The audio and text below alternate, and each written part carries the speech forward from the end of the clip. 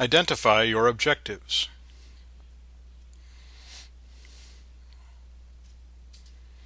The purpose for this segment is to help you start thinking about the purpose of your trading. It's common and easy to think that trading is just about making money. However, profitable trading doesn't actually stem from this simple idea.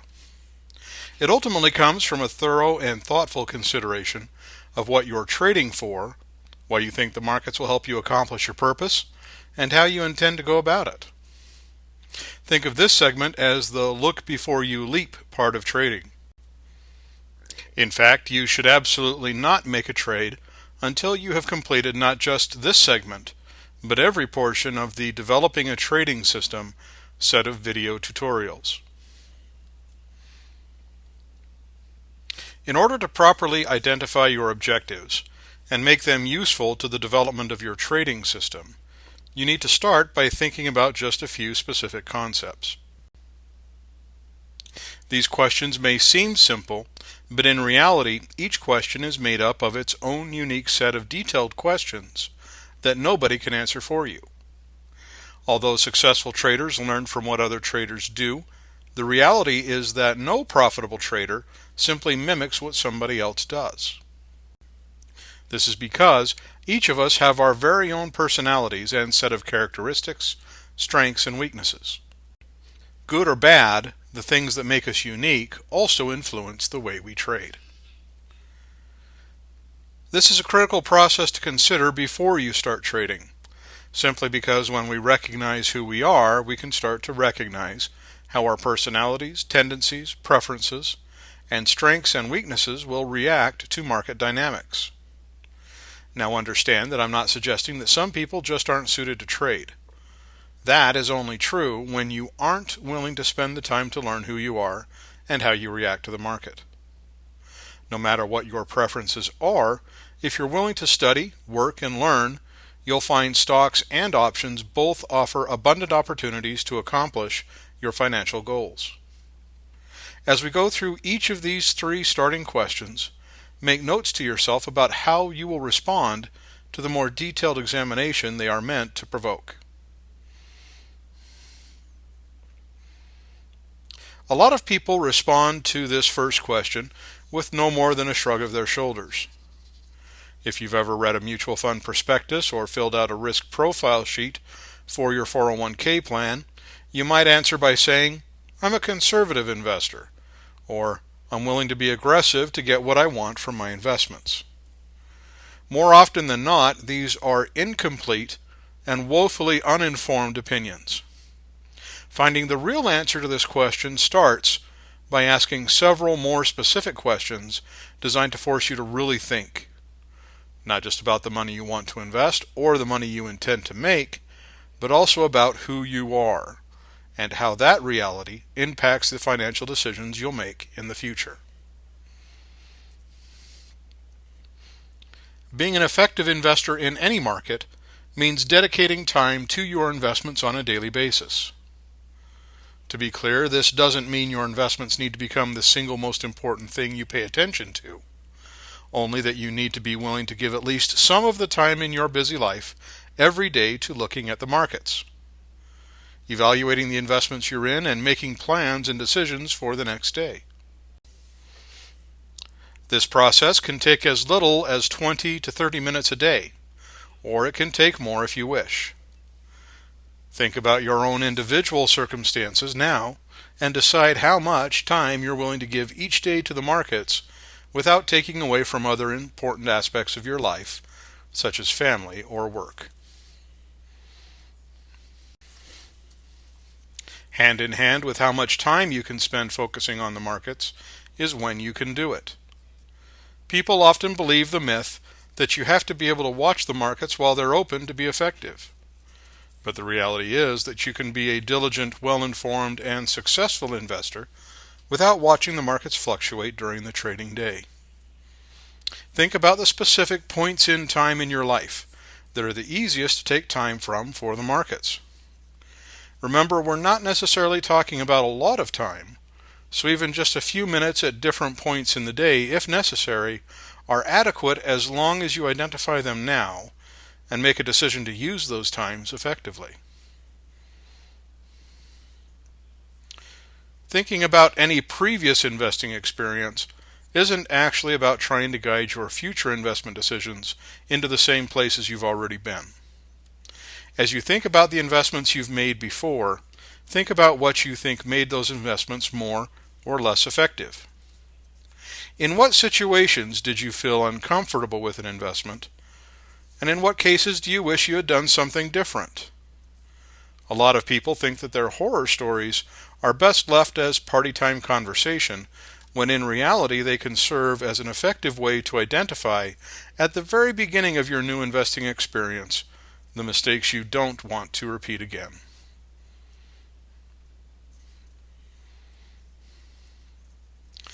This question is an attempt to explore the depths of your attitude and thought process about situations you don't have a lot of knowledge about or experience with.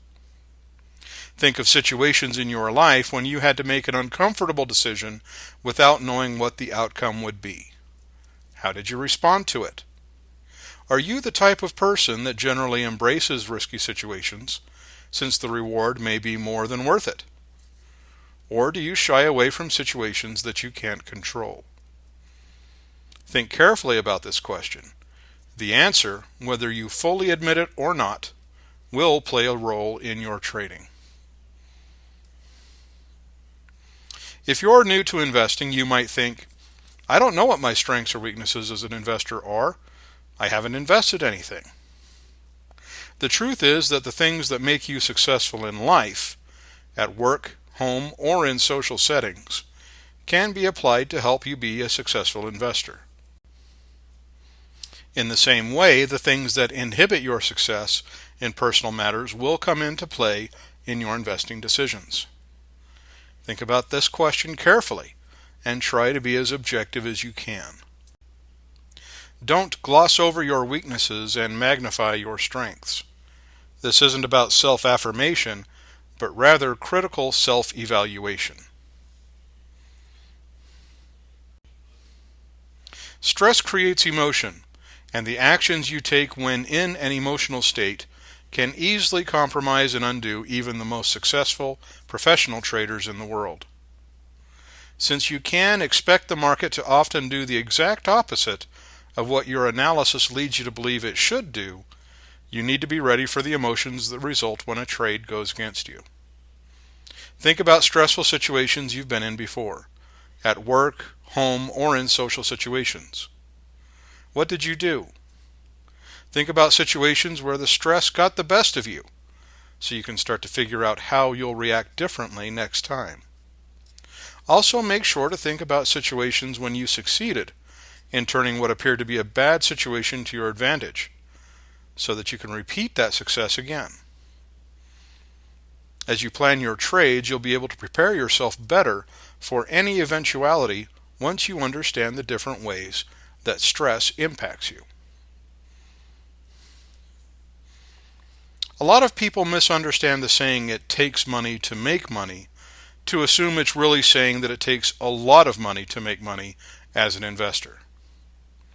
It is entirely possible to start small and build a sizable investing portfolio over time. You do need to understand, however, that the amount of money you have to start investing with impacts not only the kinds of trades you can make, but also how much stress you might initially feel as you start learning through trading. Have you managed to scrape together a few $1,000s from your hard-earned savings? Or are you working with retirement funds from a lifetime of saving and mutual fund investing? Not only is the actual dollar amount important, but also think about what you will do to add to your investing funds over time. Will you rely exclusively on trading profits to increase the size of the account? Or do you plan to also add a portion of your regular savings? This answer will help you determine the extent to which you can replenish your account to make up for losing trades when they occur, which can minimize or increase the amount of stress you feel. Understanding yourself and how your strengths and weaknesses translate to your trading also means thinking about trading and the financial aspect of it in the most specific terms possible. Being able to quantify the results you're after, for example, not only puts a target in front of you to aim at, but also makes it easy to visualize success and failure and your reactions to them both. Have you actually thought about how much money you need to generate from your trading to be successful? Too many beginning traders simply start with little more than a vague idea of their long-term goal. No matter whether you need the money now or later, try to identify exactly how much you think you need to achieve your financial goals. Write down the number in terms of both total dollars and the percentage of your initial trading capital.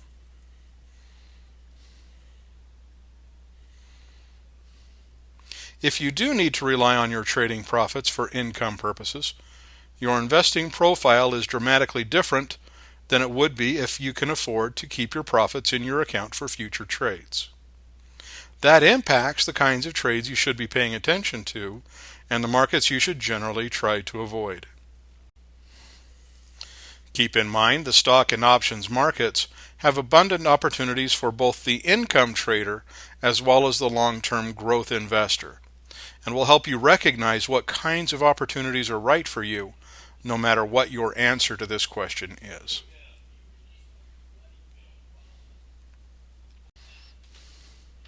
As human beings, we tend to prefer optimism to negativity. However, as traders, it is important to think about the worst-case scenarios. What happens if you lose money in a trade?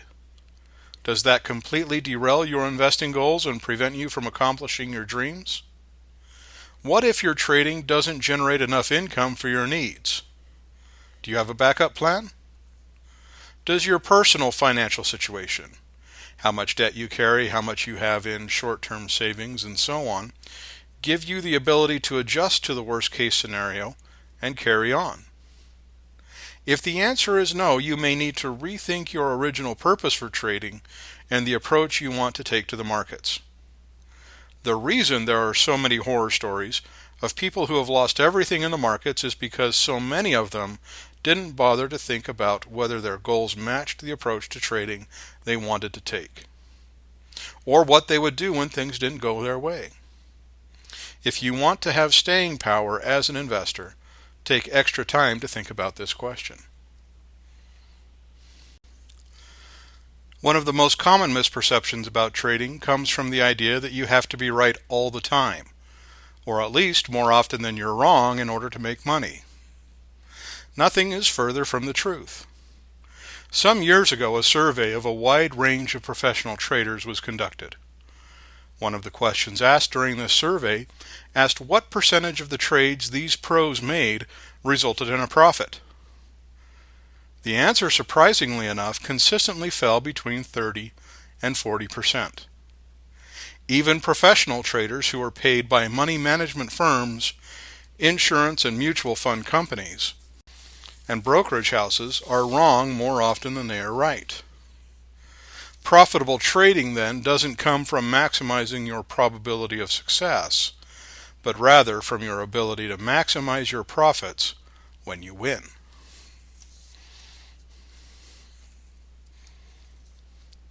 If you understand that you might have more losing trades than profitable ones, you should also realize that you can, and likely will, experience stretches of consecutive losing trades. These losing stretches can be very frustrating.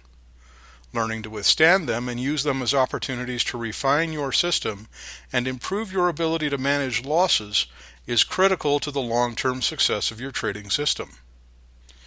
This question is less about putting a set number on how many losing trades you can take than it is on helping you analyze your system on a realistic basis. For example, if your average profit when you win is $4 per share, and your average loss when you lose is $2, your trading system will still be profitable over time, as long as it yields a winning percentage at least 35% of the time. If your winning percentage is lower than 35%, you will need to lower your average loss and keep your average profit at least as high as it currently is.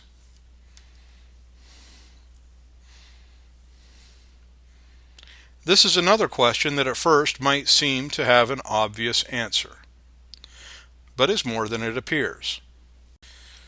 Most people will try to tie this answer to a dollar value. For example, maybe you'll be confident you know what you're doing once you've doubled your money.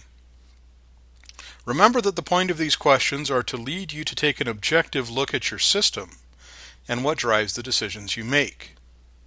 A better approach is to tie your answer to the performance of your trades over time. Let's consider an example.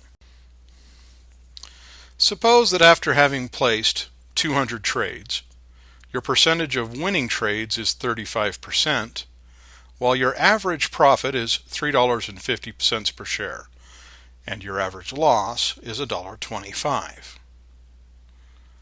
How does this translate to actual performance? Here's the math.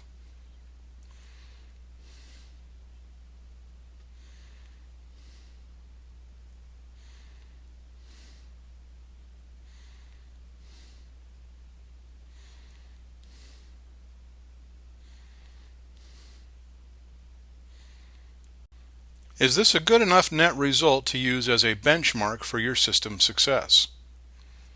Only you can really answer that question, but let's translate these generalized numbers into something a little more tangible. Let's suppose you're starting with a fairly small initial account of $5,000, and that on average you buy 25 shares over the course of your 2,000 trades. You would increase your account by more than $2,000, which is a good result by any measurement. You can apply the same logic to larger starting amounts. Here's a $10,000 starting account. With a larger account, you could buy more shares, so we'll assume your average trade size was 50 shares. Here's a $25,000 starting point, with an average of 100 shares per trade. To be clear, any professional trader would look at these types of results in their own accounts with genuine satisfaction. This is just an example, but what you've seen is a good way to decide at the beginning of your trading experience how you want to measure and define your success over time. If you talk to other investors and traders, you'll find that many of them will answer this question with a simple, "I just want to make money." That much is obvious, and it's a woefully inadequate answer that doesn't address the real point of the question. This question is all about your motivation, the reasons that you do the things you do. The truth is that trading is not easy. In fact, it's hard. Every trader has losing trades, and every trader has losing streaks of trades. During those times, remembering what the real motivation behind your trading system is will help you stay the course and hold to the disciplined approach you set for yourself. Be specific about answering this question and write it down, or it won't serve the true purpose that it needs to. If you're somebody who thinks you'd like to start trading because it might be a fun way to spend a few hours each day, you need to rethink your approach right now. Think about any hobby you've ever had. Did it help you make money, or did you spend money pursuing it? Hobbies are a good and important part of a healthy lifestyle, but trading should never be considered in this category. Remember, businesses are what generate wealth and income, not hobbies. If you are just getting started learning about the markets, you probably don't have a solid answer to how you want to trade. That's all right. This is an important question to consider, but for most people it can only really be answered accurately over the course of time and experience. In fact, each of the questions that follow on this slide are better answered as you experiment with practice trades. We can give you the general guidelines to follow and demonstrate the application of specific setups, rules, and methods. As you start your trading, keep these questions handy and compare the trade you're looking at to each one. Think about your reaction to each question as it relates to that trade. If making the trade would require an answer that makes you uncomfortable in any way, you should discard the trade or look for ways to modify it so you can react reasonably, objectively, and logically to both a profitable or losing result.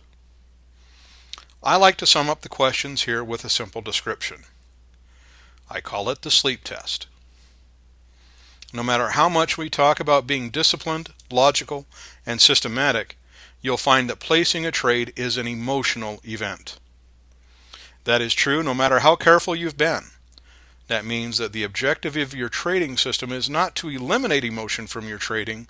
That can't be done.